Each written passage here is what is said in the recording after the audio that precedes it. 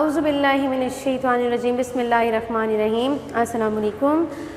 तो जी बच्चों, आज हमारा बायोकेमिस्ट्री हम लोग पढ़ रहे थे। बायोकेमिस्ट्री में हार्मोन्स वाला चैप्टर हमने स्टार्ट किया हुआ था। हार्मोन्स में हम लोगों ने मेल्स का हार्मोन पढ़ा था, मेल सेक्स हार्मोन जो होता है, या मेल्स के निज़ाम बनने के लिए, रिप्रोडक्टिव सिस्टम बनने के लिए, और फिर 18 साल तक उसकी जवानी तक की आने वाली चेंजेस के लिए, फिर उसके बाद शादी के बाद फर्टिलाइजेशन में जो प्रॉपर्टीज़ आती हैं, सारी कैरेक्टर्स चेंज होते हैं बॉडी के अंदर, उन सब के लिए रिस्पॉन्सिबल जो मेल का एक अपना ख़ास मखसूस हार्मोन होता है, जिसको मैंने पर्सनल हार्मोन का नाम दिया था कि वो उसकी प्रॉपर्टी होता है सिर्फ, that is testosterone. Last lecture हमने पढ़ा था, and today's our lecture is on oestrogen.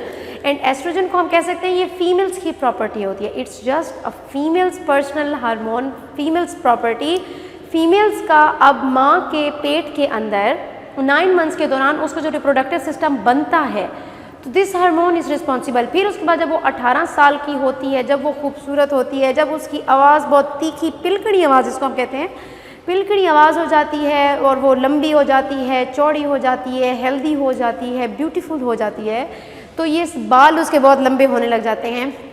तो ये सारी चेंजेस सेकेंडरी सेक्सुअल करैक्टरिस्टिक्स इसको कहते हैं। प्राइमरी सेक्सुअल करैक्टरिस्टिक्स मीन्स निज़ाम का बनना, और सेकेंडरी सेक्सुअल करैक्टरिस्टिक्स का मतलब होता है कि निज़ाम का जवानी के टाइम पर जो जिस्म के अंदर तब्दीली लाना है वो सेकेंडरी होता है। प्राइमरी पहला बुनियादी, सेकेंडरी बाद में 18 साल की एज की पे। तो जब फीमेल्स 18 साल तक की उम्र में पहुंचती हैं तो उनको मेंसेस स्टार्ट होते हैं, उससे पहले ही हो जाते हैं, that is the sign of maturity in the female. और उसके बाद फीमेल का रिप्रोडक्टिव सिस्टम काम करने लग जाता है। फीमेल रिप्रोडक्टिव सिस्टम भी हम पहले पढ़ेंगे कि जनरल फीमेल रिप्रोडक्टिव सिस्टम क्या है और ये हार्मोन उसके अंदर क्या क्या कर रहा है। अब जो छोटी 3 साल की बच्ची है उसका रिप्रोडक्टिव निज़ाम, और 18 साल की बच्ची जो है उसका रिप्रोडक्टिव निज़ाम किस तरह से काम करता है, या फिर उसके साइज़ में जो तब्दीलियाँ आती हैं, या फिर फीमेल की बॉडी में जो तब्दीलियाँ आती हैं, वो सब कुछ इस हार्मोन की वजह से होती है। So this is basically the personal female hormone. And personal female hormone से पहले ये, जैसे मैंने ये फीमेल पेल्विस है, इसको मैंने ज़रा चौड़ा इसलिए बनाया है क्योंकि जो फीमेल का निज़ाम होता है वो बिल्कुल यूँ जैसे वो परों की तरह ऐसे एक बंदा खड़ा हुआ, दोनों साइडों पे हाथ लहरा रहा हो और ये उंगलियां हों, ठीक है, इस तरह से वो स्ट्रक्चर होता है जो जिस्म के अंदर पड़ा हुआ होता है इस कूल्हे वाली जगहों पे।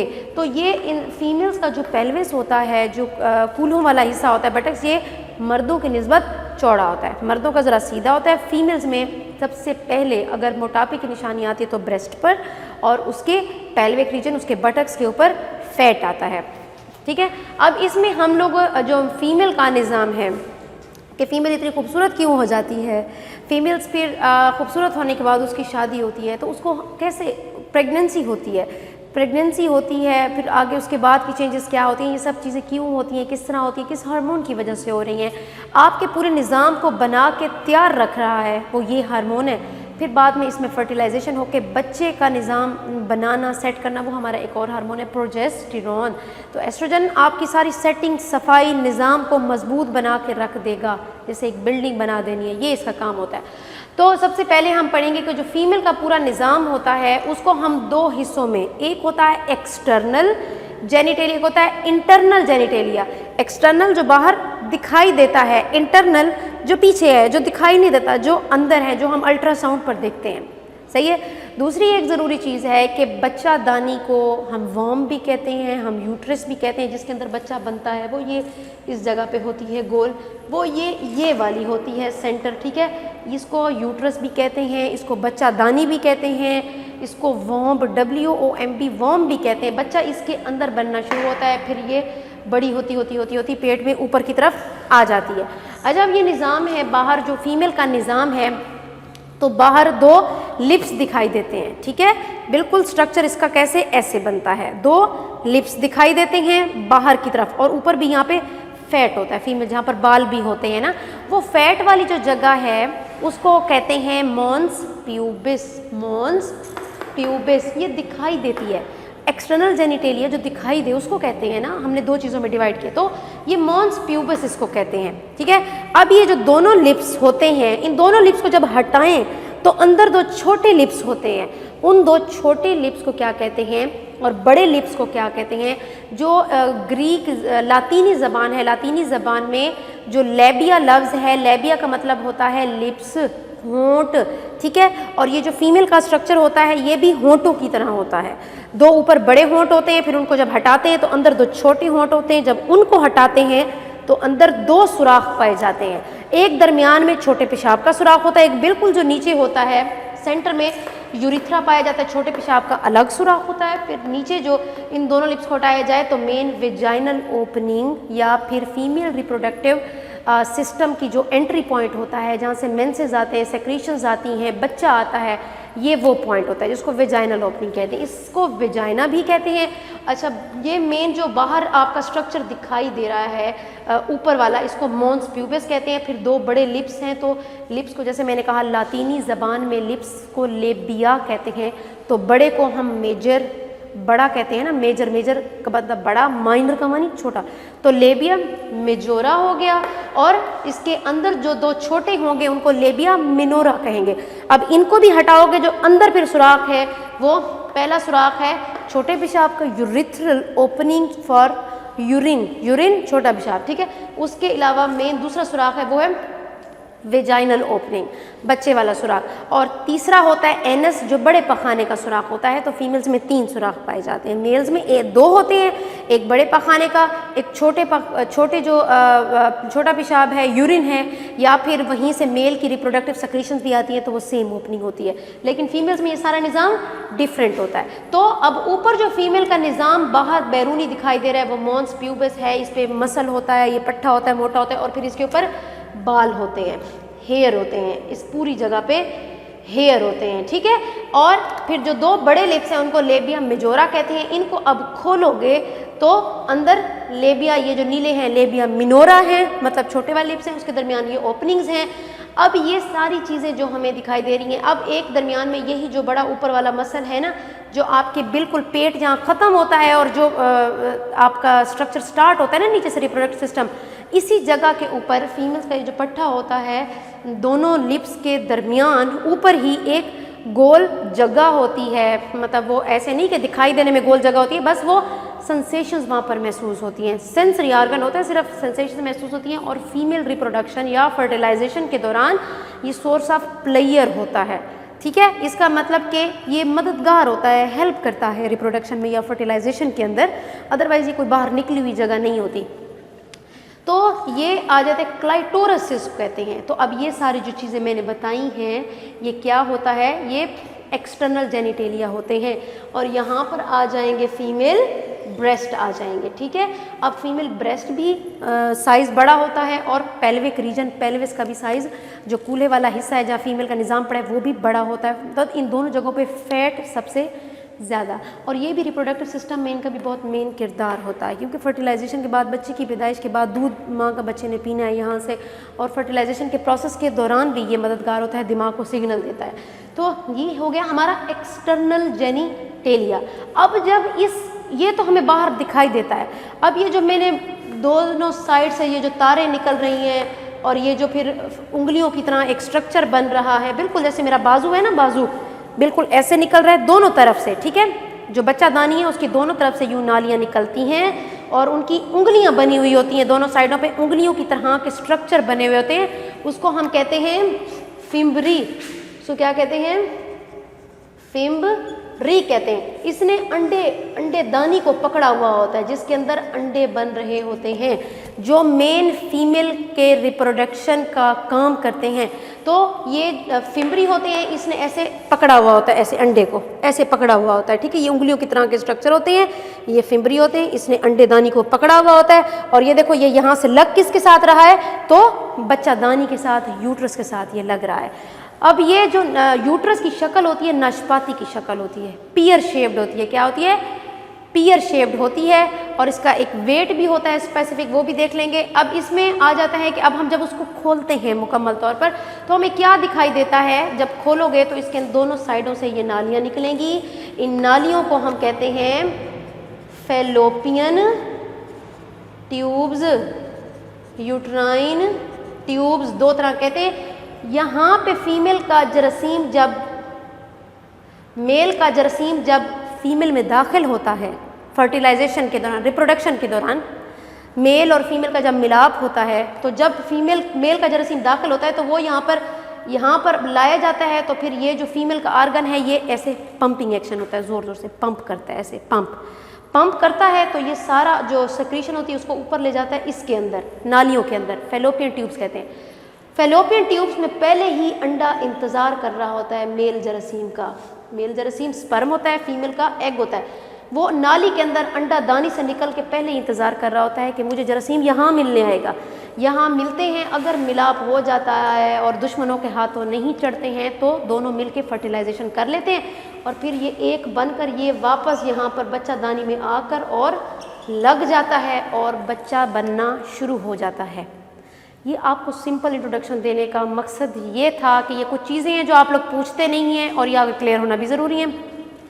अब उसके बाद आ जाता है कि ये जो हम हार्मोन का जिक्र कर रहे हैं, ये पहले मैंने आपको पढ़ाए हैं एक्सटर्नल जेनिटेलिया। अब अंदर ये जो नालियाँ हैं, ये जो फिंगर लाइक स्ट्रक्चर है, ये जो अंडादानी है, ये जो सारे स्ट्रक्चर्स मैं आपको बता रही हूँ ना, ये हैं इंटरनल जेनिटेलिया, मतलब अंदर हैं जो बाहर दिखाई नहीं देते। इंटरनल जेनिटेलिया ये हैं। एक्सटर्नल पहले बताए जो labia majora, minora, clitoris, मोन्स, pubis, ये सब कुछ एक्सटर्नल है। इनके अंदर जो होता है, जो अल्ट्रासाउंड पे दिखाई देता है, वो ये इंटरनल जेनिटेलिया। अब इस हार्मोन का क्या काम है जी? इस हार्मोन ने भाई बच्ची 16 ईयर्स की हुई है तो सबसे पहले तो उसके देखने में आपको क्या तब्दीली आई है? उसका चेस्ट का, ब्रेस्ट का साइज़ बढ़ जाता है। ब्रेस्ट का साइज़, कूल्हों का साइज़, ब्रेस्ट का साइज़ भी बढ़ेगा, कूल्हों का साइज़ भी बढ़ेगा। इधर फैट डिपॉजिट होगा, इधर भी फैट डिपॉजिट होगा, दोनों जगहों के ऊपर, ठीक है। फैट डेपोजिशन होगी। इसी तरह प्रोटीन, आप जो अंडा खाते हो, आप जो चिकन खाते हो, सारी चीज़ प्रोटीन ये बहुत ज़्यादा ये भी बनेगी, क्योंकि अब जो 18 साल की जो जवानी की उम्र होती है मेल फीमेल की, उसके अंदर आपको प्रोटीन बहुत चाहिए होती है, फैट बहुत चाहिए होता है। सारी खुराकें कहते हैं ना कि आप अच्छे से खाओ वरना कद यहीं रुक जाएगा, ऐसे होता है। वो फिर सारी ज़िंदगी लोग बीमार ही रहते हैं। जो अच्छे से खाते पीते हैं तो वो ठीक रहते हैं। तो सबसे पहले तो उसका ब्रेस्ट का साइज़ इंक्रीज़ होगा, साइज़ बढ़ेगा, इसके अंदर फैट डिपॉजिट होगा, ये स्मूथ हो जाएंगे, नरम हो जाएंगे, ठीक है, और शाइनी अपीयरेंस आ जाएगी। इसी तरह अगर हम बात करें फिर पेल्विस की, तो इसका साइज़ भी बढ़ जाएगा, ठीक हो गया। तीसरी चीज़ क्या सबसे ज़रूरी कि ये पिलकड़ी आवाज़, हाई पिच्ड वॉइस इसको कहते हैं, पिलकड़ी आवाज़ इसकी हो जाएगी, उसको हाई पिच्ड वॉइस आप कहते हो। तो ये सारी हैं ये जवानी वाली तब्दीलियां हैं। अब इसके अंदर जो अगर आप सब्जियां खा रहे हो तो उसमें से आपके पास ग्लाइकोजन आ रहा है, कार्बोहाइड्रेट आ रहा है। अगर आप अंडा और चिकन खा रहे हो तो प्रोटीन आ रहा है, दालें खा रहे हो प्रोटीन आ रहा है। अगर आप देसी घी, दूध सब कुछ ले रहे हो तो उससे फैट आ रहा है। जितनी ये ज़्यादा चीज़ें आ रही, ये सारी चीज़ें जिसम में बनेगी भी ज़्यादा और डिपॉजिट भी होंगी जवानी के दौरान। तो ग्लाइकोजन, प्रोटीन, ये हर चीज़ बनेगी भी ज़्यादा और ये डिपॉजिट भी ज़्यादा होगी। लेकिन सबसे बड़ी बात, मर्दों में हार्ट अटैक से मरने की रेशो ज़्यादा होती है। औरत का कहते हैं ना कि जान ले के ही मरेगी, इसको तो हार्ट अटैक भी भाई नहीं होता। आप सुनेंगे अपने इर्द गिर्द अक्सर मर्दों को हार्ट अटैक हो रहा था, औरतों को क्यों नहीं हार्ट अटैक हो रहा था? क्योंकि उनके पास ये है, एस्ट्रोजन है। सबसे बड़ी हार्ट अटैक की वजह क्या है? सिगरेट, और सिगरेट कम पीती है। दूसरा, या तो नहीं पीती या तो पीती है तो कम पीती है। दूसरा कोलेस्ट्रोल, मोटापे वाली चीज़ें जो नालियों में आपका मवाद जमा करती हैं और नालियाँ छोटी हो जाती हैं ना, कोलेस्ट्रोल की वैल्यू बहुत ज़्यादा होती है मर्दों के अंदर। मोटा पेट होता है ना, गोल मटोल और इस तरह, तो वो मर्दों में ज़्यादा होता है, औरतों में ये सब चीज़ें कम होती हैं। और वो क्यों कोलेस्ट्रोल कम होता है औरत में? एक तो औरत ने जल के भी अपना निज़ाम सेट किया हुआ होता है, अपने अंदर सड़ के, और वो फिर वैसी नालियाँ फ्रेश रहती हैं, कोलेस्ट्रोल सोचने में ही चला जाता है। तो ये एस्ट्रोजन जो है ना, ये कोलेस्ट्रोल की मिकदार को कम ही रखता है, क्योंकि मवारी हर महीने होती है, दर्द होते हैं, ब्लड ने बाहर जाना होता है, वीकनेस ज़्यादा होती है, फिर काम, रेशो, बेबीज़ का पैदा होना, ये वो वीकनेसेस इस कदर हो जाती है कि कोलेस्ट्रोल ज़्यादा होता नहीं। होता है बहुत कम लोगों में। जब फीमेल्स में मवारी बंद हो जाती है ना 50 एज के बाद, ये हार्मोन जब निकलना बंद हो जाता है तो औरतों में हार्ट अटैक भी बराबर रेशो का हो जाता है, बल्कि ज़्यादा रेशो होती है फिर औरतों के अंदर। लेकिन वैसे हमारे पास चूँकि ये हथियार है, एस्ट्रोजन है, तो कोलेस्ट्रोल ये हमारा कम रखता है, इसलिए हमें हार्ट अटैक कम रेशो होती है। अब आ जाते हैं हम लोग जो ये स्ट्रक्चर पढ़ रहे थे, हर चीज़ का साइज़ बढ़ने लग जाएगा, बस आपने ये याद रखना है। सबसे बाहर सबसे पहला एंट्री पॉइंट जो होता है औरत के निज़ाम में, वो वेजाइनल ओपनिंग होती है। उसका साइज़ बढ़ जाएगा। ज़ाहिर बात है, अब 3 साल की बच्ची और फिर 18 साल की बच्ची के साइज़ में तो फ़र्क होगा ना उसकी वेजाइना की, तो वो साइज़ बढ़ने लग जाएगा। तो सबसे पहले एंट्री पॉइंट वेजाइनल ओपनिंग है, साइज़ बढ़ जाएगा और यहाँ पर जो इसकी पीएच होगी ना वो अल्कलाइन होगी। ये क्यों अल्कलाइन पीएच होगी? पीएच 2 किस्म की होती है ना, एसिडिक होती है, अल्कलाइन, एसिडिक या बेसिक। तो मैं बताती हूँ आपको क्या होती है। तो यहाँ इसकी अल्कलाइन पीएच होगी, वो भी एक वजह होती है। फिर उसके बाद जब यहाँ से एंट्री के बाद आप जाते हैं, सबसे पहले यहाँ पर जाली लगी हुई होती है। एक जाली को कहते हैं हाइमन, HYMEN, हाइमन। हाइमन का काम क्या होता है? हाइमन ने टूटना होता है ड्यूरिंग रिप्रोडक्शन। ये बैरियर होता है, ये छोटी बच्चियों के अंदर होता है। फिर जैसे उनकी शादी होती है तो सबसे पहले ये वाला पोर्शन, जाली वाला पोर्शन टूटता है, तो फीमेल के निज़ाम में एंट्री होती है। हाइमन ये दानेदार पोरस स्ट्रक्चर होता है, छोटे छोटे छोटे छोटे इसमें सुराख होते हैं। ज़रूरी नहीं सब के अंदर हो, आजकल डाइट डेफिशिएंसी की वजह से कम लोगों में होती है। हाइमन होती है। फिर यहाँ से, ये मैं बाहर से अंदर की तरफ निज़ाम आपको बता रही हूँ। फिर अंदर जाओगे तो क्या आता है? सर्विक्स, बच्चादानी का दरवाज़ा। ये हवेली का दरवाज़ा है, ये बच्चादानी का दरवाज़ा है अंदर, ठीक है। तो बच्चादानी के दरवाजे को आप कहते हो सर्विक्स। सर्विक्स का साइज़ भी बड़ा हो जाता है, ये साइज़ भी वेजाइनल ओपनिंग का बड़ा हो गया, सर्विक्स का भी बड़ा हो गया। अब अंदर बच्चादानी के अंदर अगर आप आएँ तो पूरी वेजाइना का साइज़ बढ़ेगा, पूरी बच्चादानी का साइज़ बढ़ता है 18 साल तक की उम्र में।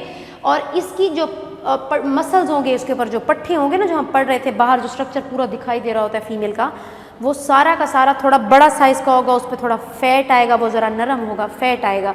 तो लेबिया मेजोरा के ऊपर भी फैट आएगा, मॉन्स प्यूबस के ऊपर भी फैट आएगा। और जो क्लाइटोरस होता है, जो सेंसरी आर्गन है, जो सेंसेशंस जो प्लेयर के लिए होता है, उसका साइज़ भी इंक्रीज़ होगा।